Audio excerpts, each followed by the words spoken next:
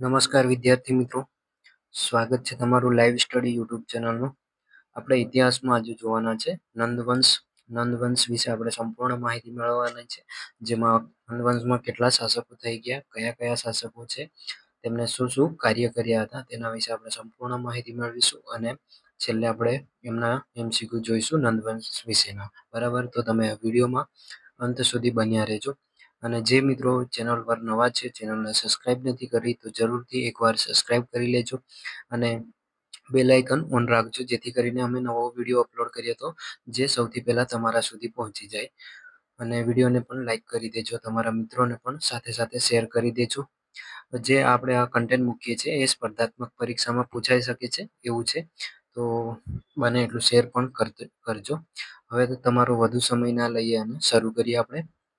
નંદવંશ ઈસવીસન પૂર્વે 344 થી લઈને ઈસવીસન પૂર્વે 322 સુધી આ સમય દરમિયાન નંદવંશનું શાસન હતું.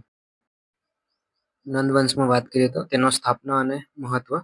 નંદવંશનો સ્થાપક છે મહાપદ્મનંદ. મહાપદ્મનંદ દ્વારા નંદવંશની સ્થાપના કરવામાં આવી હતી. નંદવંશના જે મહાપદ્માનંદ છે, જેમને શિશુનાગ વંશનો છેલ્લા શાસક નંદીવર્ધનની હત્યા કરીને પોતે સત્તા મેળવી હતી.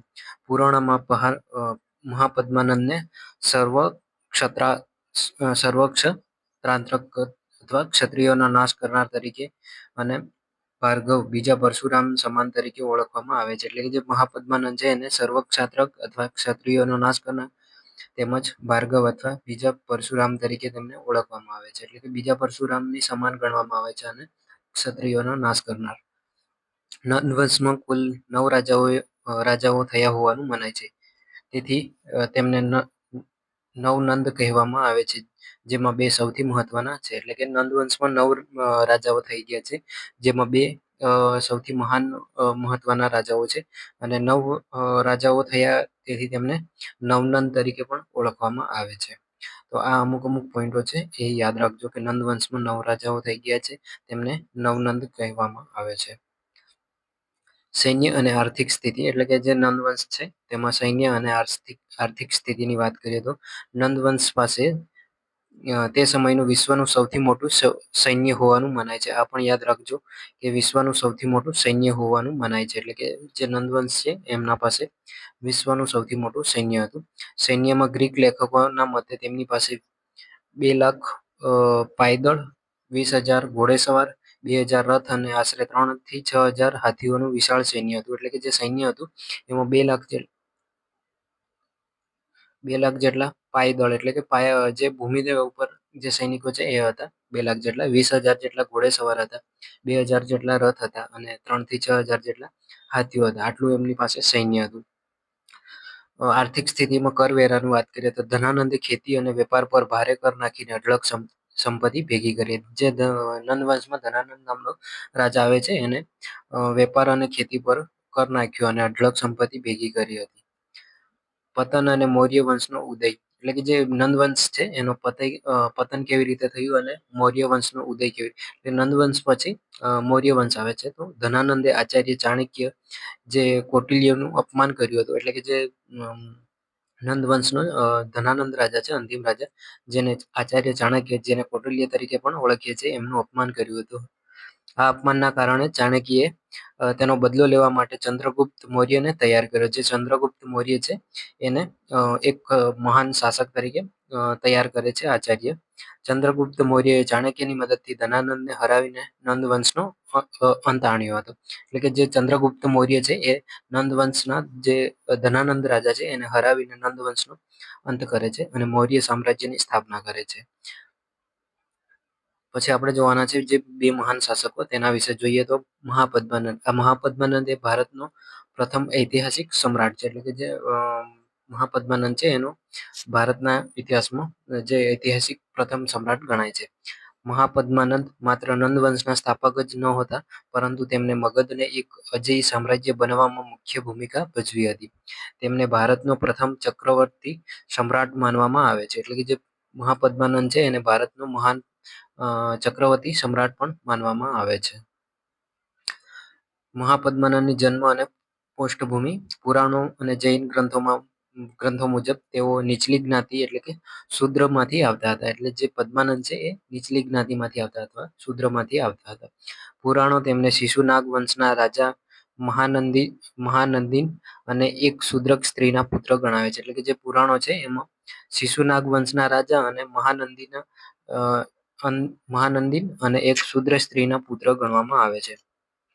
જૈન ગ્રંથો મુજબ તેઓ એક વાળંદ અને વેશ્યાના પુત્ર હતા. આ કારણે જ તેમને પ્રથમ બિન ક્ષત્રિય શાસક માનવામાં આવે છે. એટલે કે જે મહાપદ્માનંદ છે નંદવંશના, જે એક વાળંદ અને વેશ્યાના પુત્ર હોવાનું પણ જૈન ગ્રંથોમાં ગણાવ્યું છે, જે એક બિન ક્ષત્રિય શાસક પણ ગણાય છે. મહાપદ્માનંદની પદવીઓ અને બિરુદો: સર્વક્ષતાત્રક એટલે કે તમામ ક્ષત્રિયોનો નાશ કરનાર, એકરાટ સમગ્ર પૃથ્વીનો એકમાત્ર રાજા.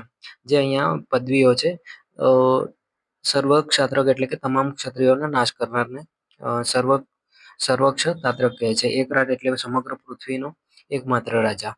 ઉગ્રસેન એટલે પાલી ગ્રંથોમાં તેમને આ નામથી ઓળખવામાં આવ્યા છે, જેનો અર્થ થાય છે કે વિશાળ સેનાનો સ્વામી. વિશાળ સેનાનો સ્વામીને પાલી ભાષામાં ઉગ્રસેન તરીકે ઓળખવામાં આવે છે. પછી દ્વિતીય પરશુરામ એટલે ભાર્ગવ. ક્ષત્રિયોનો નાશ કરવાને કારણે તેમને બીજા પરશુરામ સાથે સરખાવવામાં આવે છે. એટલે કે જે મહાપદ્માનંદ છે જેને ક્ષત્રિયોનો નાશ કર્યો હતો, જેથી તેમને બીજા પરશુરામ તરીકે પણ ઓળખવામાં આવે છે અથવા તેમના સમાન ગણવામાં આવે છે. સૈન્ય અને સામ્રાજ્યનો વિસ્તાર: કલિંગ વિજય: મહાપદ્માનંદે કલિંગ, આજનું જે ઓડિશા છે તે જીત્યું હતું. ખારવેલના હાથી ગુફામાં અભિલેખ પરથી જાણવા મળે છે કે તેઓ ત્યાં જીનસેનની મૂર્તિ જીતીને મગધ લાવ્યા હતા. અને નહેરનું નિર્માણ: તેમણે કલિંગમાં સિંચાઈ માટે નહેર ખોદાવી હોવાનો ઉલ્લેખ પણ શિલાલેખોમાં મળે છે. તેમણે કૌશલ્ય, કુરુ, પંચાલ, કાશી જેવા અનેક જનપદોને જીતીને મગધમાં ભેળવી દીધા. એટલે કે જે મહાપદ્માનંદ છે એમને કલિંગ ઓડિશા જે હાલનું છે એ જીત્યું, અને ખારવેલની જે હાથી ગુફા છે ત્યાંથી અભિલેખ પરથી જાણવા મળે છે કે ત્યાં જીનસેનની મૂર્તિ હતી તે જીતીને લાવ્યા હતા. એ સિવાય નહેરનું નિર્માણ કર્યું હતું, નહેર ખોદાવી હતી, અને શિલાલેખોમાં જે લખાણો છે ઉલ્લેખ કરેલા છે એમાં કૌશલ્ય, કુરુ, પંચાલ અને કાશી જેવા અનેક જનપદો જીતીને તેને મગધમાં ભેળવ્યા હતા. મહાપદ્માનંદનો વહીવટ અને સામાજિક અસર શું હતી? તો તેમણે એક મજબૂત વહીવટી તંત્રની સ્થાપના કરી હતી, જેનો લાભ પાછળથી મૌર્ય વંશને પણ મળ્યો. જે મજબૂત વહીવટી તંત્રની સ્થાપના કરી હતી મહાપદ્માનંદે, આનો લાભ આપણે છેલ્લે જે મૌર્ય વંશ આવે છે તેને પણ મળી રહે છે. મહાપદ્માનંદના સમયમાં સંસ્કૃત વ્યાકરણના મહાન વિદ્વાન પાણિની, જે અષ્ટાધ્યાયીના લેખક, તેમના મિત્ર અને સમકાલીન હતા તેવું મનાય છે. એના પછી આપણે બીજો એક મહાન શાસક જોવાનો છે, જેનું નામ છે ધનાનંદ. આ નંદવંશનો અંતિમ રાજા છે. મહાપદ્માનંદના 9 પુત્રોમાં ધનાનંદ સૌથી નાનો હતો, પરંતુ પિતાના મૃત્યુ બાદ તે ગાદી પર આવ્યો હતો. નામનું મહત્વ: ધનાનંદ નામનું મહત્વ શું છે? તો ધનાનંદ નામનો અર્થ જ તેની પાસે પુષ્કળ ધન છે તેવો થાય છે. ગ્રીક લેખકો તેમને અગ્રમિસ અથવા જેન્ડામ્સ તરીકે ઓળખાવે છે. ધનાનંદ પાસે વિશાળ સૈન્ય હતું. તેના સમયમાં મગધનું સૈન્ય એટલું વિશાળ હતું કે સિકંદરના સૈનિકો વ્યાસ નદીને ઓળંગીને આગળ વધતા ડરી ગયા હતા. એટલે કે જે ધનાનંદના સમયમાં સૈનિકોનું એટલું વિશાળ સૈન્ય હતું કે જે સિકંદરના સૈનિકો છે એ બિયાસ નદીને ઓળંગીને આગળ વધતા પણ ડરી ગયા હતા. એ સિવાય ધનાનંદે ટેક્સ વેરો એટલે કરવેરો નાખ્યો હતો. તેણે પ્રજા પર ચામડા, ગુંદર અને પથ્થર જેવી સામાન્ય વસ્તુઓ પર પણ ભારે કર નાખ્યા હતા, જેના કારણે ખૂબ જ અપ્રિય બન્યો હતો. એટલે કે જે અતિશય કરવેરો નાખે જેથી કરીને પ્રજામાં તે અપ્રિય બને છે, લોકો ત્રાસી જાય છે.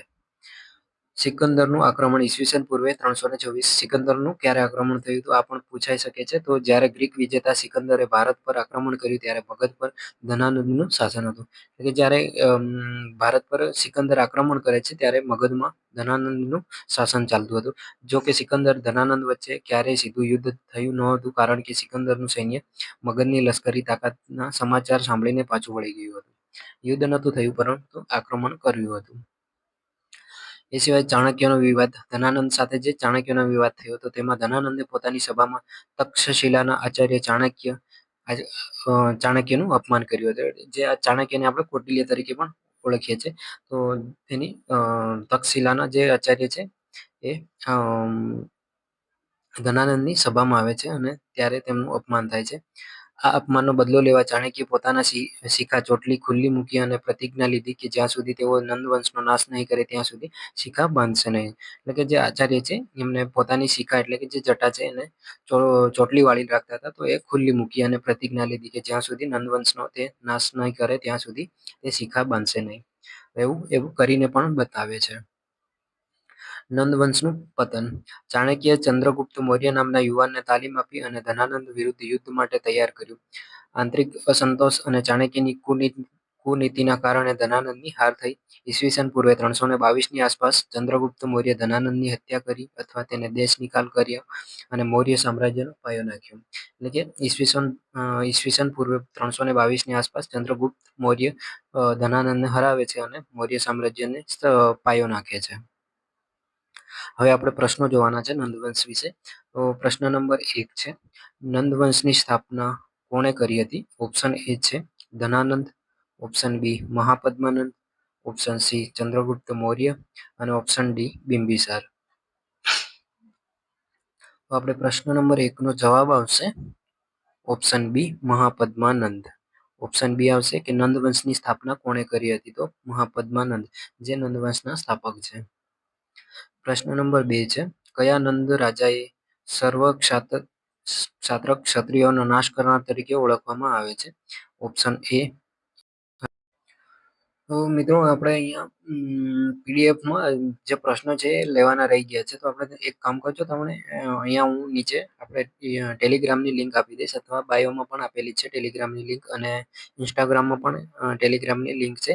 તો તેમાં જઈને પીડીએફમાં તમને હું પ્રશ્ન આપી દઈશ. અહીંયા પ્રશ્ન 2 સુધી જ લીધેલા છે, રહી ગયા છે. તો પ્રશ્ન નંબર 2 નો આપણે જવાબ આવશે ઓપ્શન સી. કયા નંદ રાજાએ સર્વ ક્ષાત્રક અથવા ક્ષત્રિયોનો નાશ કરનાર તરીકે ઓળખાય છે? તો મહાપદ્માનંદ આવશે. એ સિવાયના બાકીના જે પ્રશ્નો છે એ આપણે પીડીએફ ગ્રુપમાં મૂકી દઈશું, તો તેમાં જઈને મેળવી લેજો. બરાબર. તો આજનો આપણે અહીંયા નંદવંશનો અહીંયા સુધી રાખીએ છીએ. તમે અહીંયા સુધી બની રહ્યા તે બદલ તમારો ખૂબ ખૂબ આભાર છે. અને હજી સુધી જે મિત્રોએ ચેનલને સબસ્ક્રાઇબ ના કરી હોય તો જરૂરથી સબસ્ક્રાઇબ કરી લેજો અને તમારા મિત્રોને પણ શેર કરજો. સારી એવી કમેન્ટ કરજો અને ગુજરાતમાંથી મિત્રો તમે ક્યાંથી વિડીયો જુઓ છો એ પણ જરૂરથી કમેન્ટમાં લખજો. ચાલો તો મળીશું આપણે નવા વિડીયોમાં. ત્યાં સુધી નવું શીખતા રહો. જય હિન્દ, જય ભારત.